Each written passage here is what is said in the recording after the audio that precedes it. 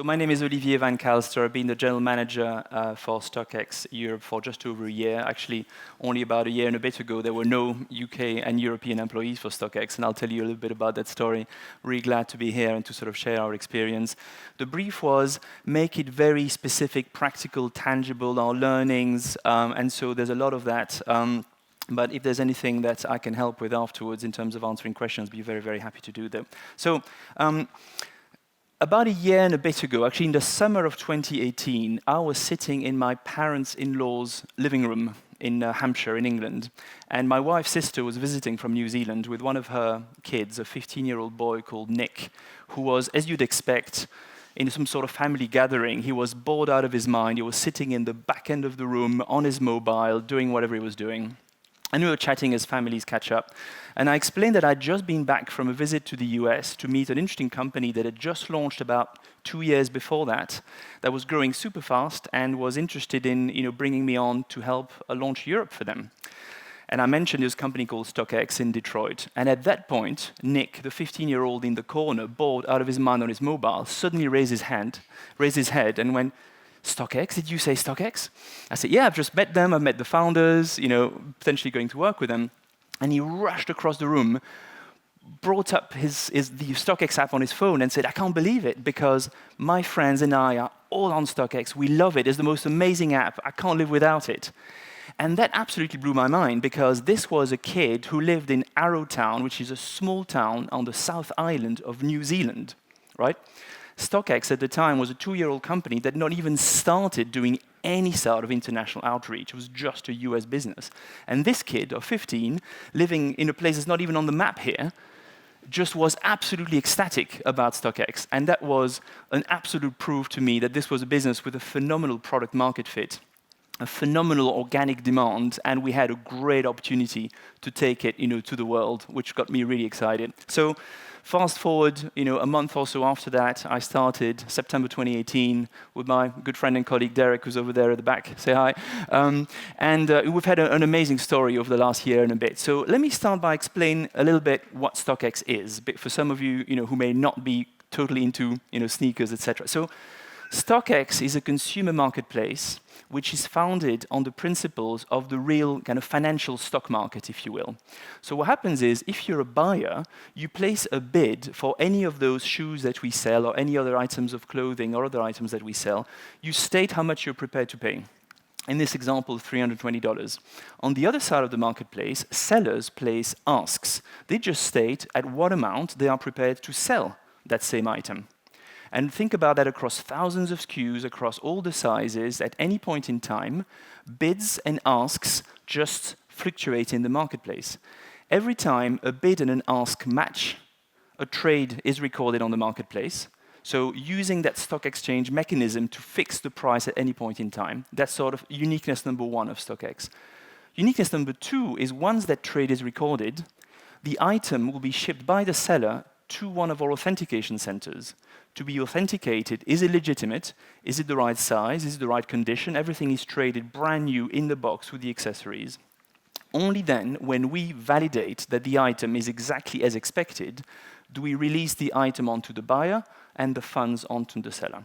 So StockX is a consumer marketplace that trades in hard-to-find goods using the stock marketplace mechanism to create transparency and systematic authentication of really high-value items to guarantee a great experience for buyer and seller. So if that sounds complicated, here's a little video that will explain in more detail how it works.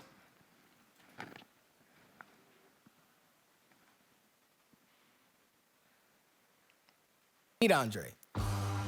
He really wants to cop a pair of one of his all-time favorite Yeezys. Meet Cassie. She has a dead stock pair she's looking to sell. Andre goes to StockX.com, where he finds the one page for the Adidas Yeezy 350 Zebra he's looking for. Not browsing through thousands of listings like you know who. Because everything happens on this one page, Andre can quickly see the price history on every pair that's ever been sold in every size and in one convenient place. Now, he can either buy immediately at the lowest ask or place a bid at a price he's more comfortable with. This bid acts as a beacon to potential sellers like Cassie.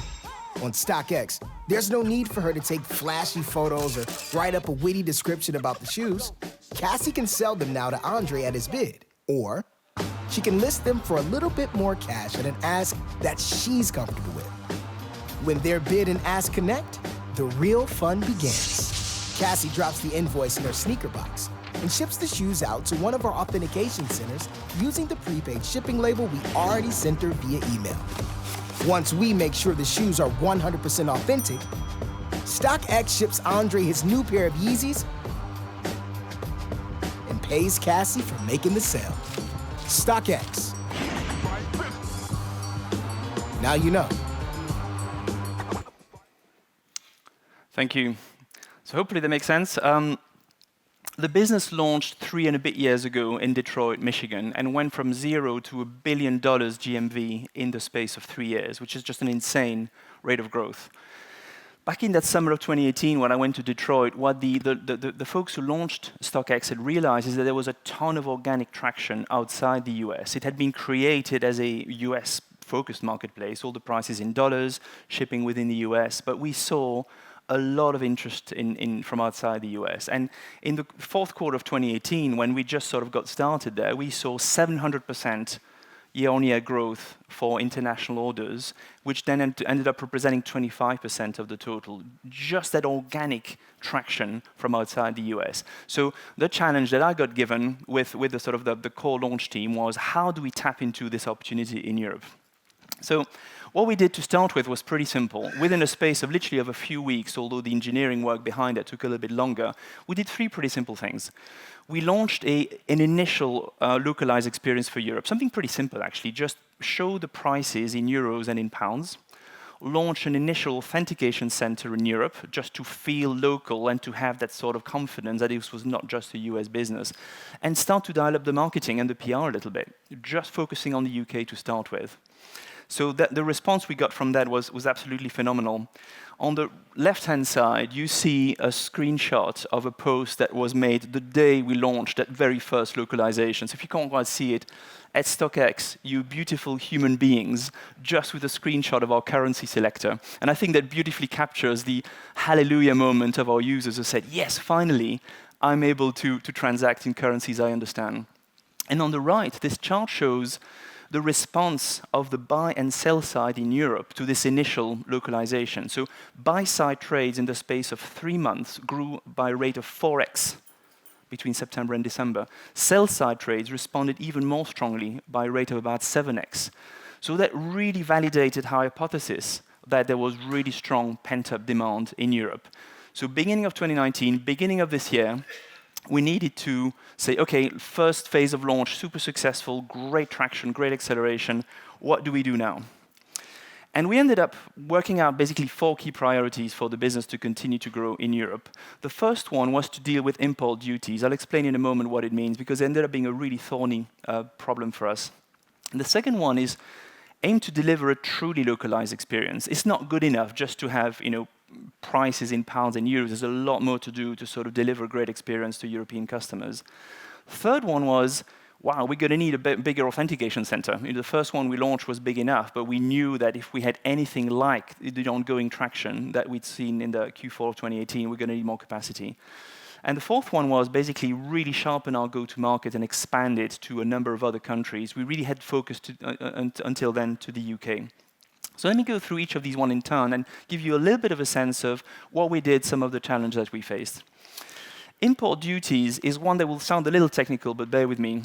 So when StockX launched, it was a US, effectively domestic experience. So the algorithms have no idea where the users are, the buyers and the sellers. However, if you're an EU buyer and you place an order for sneakers and they come from a seller in the United States, which is very likely because that's to start with, that's where our sellers were, you're going to need, or someone's going to need to pay import duties. What we did to capture that, which is one better from the original experience was you order your sneakers on StockX, you pay $200 for them, and then DHL gives you a ring to say, right, I've got your sneakers, you need to pay another 60 euros or 80 euros for the import fees. Not a great experience. What we did phase 1 was basically apply a simple processing fee, an average fee to all orders in Europe, given the majority would come from the US anyway. Just average out import duties and put a processing fee to all buyers. Now, that was a cleanish experience, but it was terrible on 2 counts. First, it really killed our conversion rates, because all the buyers that say, hey, I like these sneakers, I'm going to pay 200 euros for them, and then at checkout, they suddenly see this processing fee. Terrible experience. So as a result, our conversion rate for Europe was a quarter of that in the US, which is obviously terrible. The second thing is, customers told us they hated this. The number 1, 2, and 3 topic for any feedback we gathered was, what's with those fees? Customers got confused. They thought we were charging them, although we explained it was not for us, it's for a processing fee. But the feedback was very clear.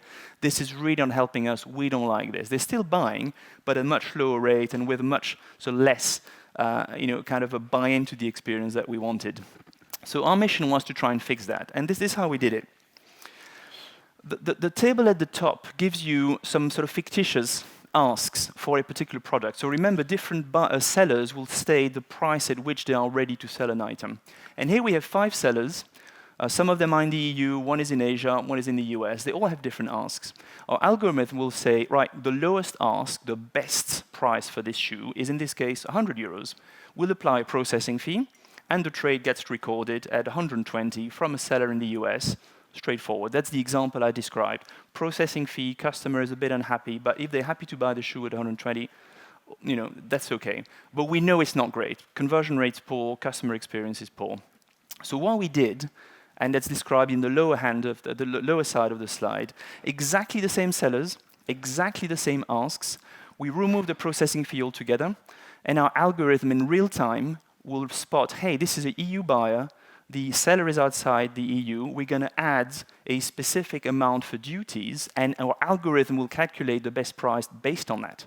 So with exactly the same sellers, exactly the same asks, now it is seller number 4 who wins at 110, and that's the trade that will be recorded. As a result, the buyer ends up spending less. They were spending 120, they now spend 110, so they're happier. The amount realized by sellers is actually higher, because in the old way of running that marketplace, the seller made 100 from the trade. Now, the European seller made 110. What's more, there's no processing fee, so remove this sort of friction, checkout friction issue that we experienced. And what's beautiful is that the trade stays within Europe, which is faster in terms of time to delivery and also cheap from a freight point of view. So basically, everybody wins as we launch this. To be fair, it sounds simple, hopefully simple as I try to explain it. The engineering challenge to implement this real-time across thousands of queues, thousands of bid and asks, across thousands of or multiple sizes has been absolutely huge. We just launched this a week ago, and the take-up has been absolutely insane. We're still monitoring it, but it validated all our assumptions that this was a huge friction to trade, and removing it is accelerating our growth even further, so we're really excited about that. So that's the import duties challenge that we solved, tick on that box. The second priority for this year was to deliver a better localized experience. So to start with, StockX was only in English, although we'd made local currencies available. What we did in the course of this summer is that we made the app and the website available in 3 more key European languages, so in French, in Italian, and in German. And so the entire experience, whether it's on your app on your phone or when you come and visit stockx.com, will be localized to your experience in those core markets. We'll continue to roll out more languages, but these were the 3 ones that we set out to do. So how did we do that? Well, frankly, for a US-based company trying to sort of figure out localization, it was quite a learning and quite a learning process and quite a journey, frankly. There was a lot of work to translate all the content, so we ended up working with an external and specialized translation partner. We're actually pretty good. But we also need internal QA by native speakers within StockX, because nobody gets the tone of voice, the experience, the sort of the way in which we want to translate our experience and relay our experience like our own team. So that was a big amount of work. Ironically, for a 3-year-old company, there was a lot of re-engineering to do, because I can guarantee you that the engineers who first built the code back in Detroit, 3 years ago, had no thought for, at some point, we're going to localize this. So open up not just the front end, but the back end, and track down all the strings that actually end up showing up in the user experience, and then connect them with a CMS, and really make sure that all this works really smoothly was a really, really significant challenge for the team. local content strategy is an interesting one because obviously the user experience is not just what happens when you use the app, but also how you engage with you through email, through posts, through social. And frankly, for us, that's still a work in progress. We've got the initial experience localized, but all the engagement with our users and how we get the tone of voice right, the coverage right from a content point of view is really not straightforward. One of the main challenges is to retain as much as possible of that sort of US urban culture tone and content that is really part of StockX. We are aimed at a young demographic who love sneakers, streetwear. So retain as much of that as possible, but complement it with content that will be really relevant to a kid in Berlin, to a kid in Milan, to a kid in Paris. So that's something we're still working on. Scaling our customer support was also an interesting one. We used to have like a ton of agents in Detroit, and they mainly spoke English, and that's what they did. They answered email in English. So we've had a first phase of hiring a few agents speaking French, German, Italian in our own offices in the UK, but we knew that wasn't scalable. So we've now partnered with a company in Budapest who's been hiring like 3 times the number of agents and work with us as first-line support. We've literally launched that a couple of weeks ago now, ready for the holidays. So very much a journey for us. Initial results are really encouraging, but it's going to be a big step for us to have an outsourced partner delivering our customer support. So that's something that we're keeping a really close eye on. But we have to do that just because of the speed at which we need to scale our support in multiple languages. And then finally, and what I think is going to be our biggest challenge, is making sure that we continue delivering a localized experience for every new feature that we build and we launch. I got to tell you, my colleagues in Detroit, to be fair, I think they thought of localization as one project. You take the site, translate it, launch it, job done, move on to the next thing. It's totally not that, right? Every single feature that we're going to design and launch and test and launch, we're going to want to make sure that it works in lots of different languages. And that's going to be a big learning for us going forward. And I don't think we're there yet, to be honest, but something we keep championing. So that's localization, sort of challenge number 2 as we were taking StockX further into Europe. The third one is around authentication. So as a reminder again, when a trade occurs on StockX, the item is sent by the seller to one of our authentication centers. We want them to be as close to our sellers as possible, because the sooner we lay our hands on the item, the sooner we validate it's legit and not a fake, that is the right size, the right condition, the sooner we can let the buyer know you're good, the item you've bought and you're really, really keen to see is on its way to you. So when we launched, we had a smallish, and we still do have a smallish authentication center just outside London, because it was easy on a doorstep for us, and UK was our kind of startup market. We needed to find a much bigger authentication center that would be based in continental Europe. And we ended up choosing a place called Eindhoven in the Netherlands, but literally at the border with there's some... are you from Eindhoven or just from Holland? Eindhoven, very good. There we go. And I'll explain a little bit why we chose Eindhoven. And this is, by the way, what the place looks like before we equipped it. It's 21,000 square feet. It's absolutely huge. Sort of industrial scale authentication. So we picked up the keys and then launched within 4 weeks, which was just an insane project, frankly.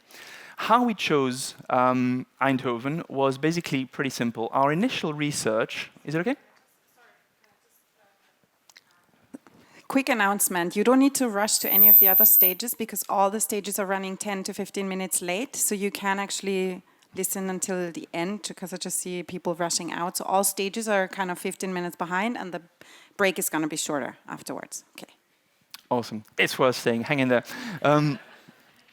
So choosing Eindhoven, right, we're like looking at a map of Europe and say, where do we put an authentication center? We ended up doing quite a lot of initial research, in particular leveraging regional and government development agencies. Anyone who's wanting to do this, I can definitely highly recommend working with the local agencies. Will be awesome, and making introductions, giving context, all sorts of things, from tax to expat status to connecting with real estate brokers and that sort of thing. So that was kind of step 1 for us.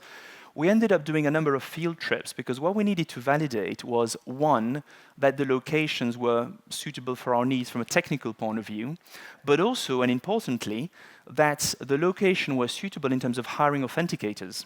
An authenticator is someone who's passionate about sneakers or about streetwear, is going to be on their feet for 8 hours a day, going through hundreds of sneakers.